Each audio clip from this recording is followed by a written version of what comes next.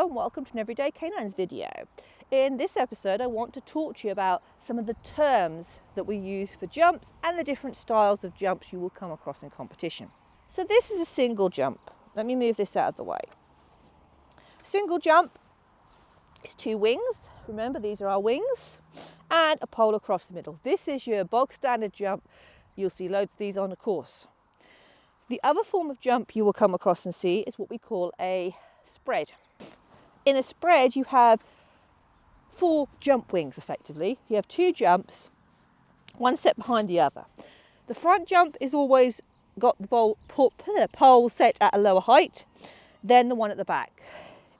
This is slightly different in America and Europe because you can actually have jumps where the poles are level.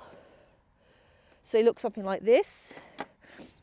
And I believe you can have triples as well in America, so there's another set of wings. But this is what you get in the UK. So the height at the front is always one height lower than the one at the back. So in this case, I've got it set at micro at the front, 20 centimetres, and small at the back, 30 centimetres. If this went up a height, so it went up to medium at the back, then this would go up to small at the front. In terms of the distance between the jumps, so this distance here, it's generally set at the maximum height the dogs jump. So in this instance, because we're on medium, which is 40 centimetres, there could be a 40 centimetre distance between the front and back jumps, and it gets higher. Generally you don't see that too often. Generally judges tend to shuffle them in a little bit. It all depends on what's coming next on a course. But yeah, so you imagine as you get higher and higher, that distance can get quite big. So you're not just asking the dog to jump the height, but also the distance. Spreads are not a specific jump. They have to be created from existing jumps. So you don't buy a spread jump, you just create it using your wings. And this applies in any course you go to. The judge has to make it up themselves and build it, and then they can choose the distance they want between the poles as well. So that is an option there.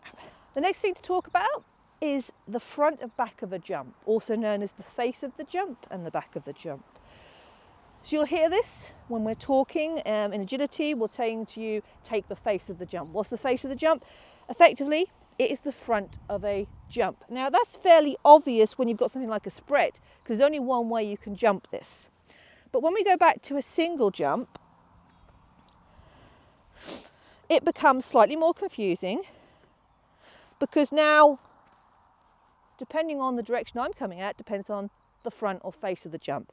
So this is when it comes to the stage where you are depends on what is the face or front of the jump. So if I'm here with Swift, that is the face of the jump. It's the one that's dead ahead of me. In contrast, if I tell you to go to the back of a jump or the back side, it means you're coming around the jump and going to the non-obvious side. So not the side that's on, you're facing the back of the jump. That sounds straightforward, but that can sometimes cause, people say, what do you mean by the front of a jump? The back of a jump. So if I'm coming at this jump this way, this is the front or the face of the jump, and the back would be sending Swift all the way around this wing and to the back of the jump.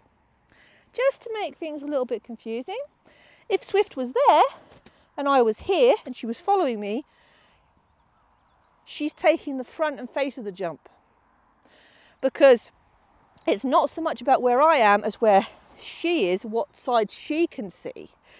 So if I'm here, she's there, because that's the obvious side of the jump for her, that is the front face of the jump, even though for me it's the back of the jump.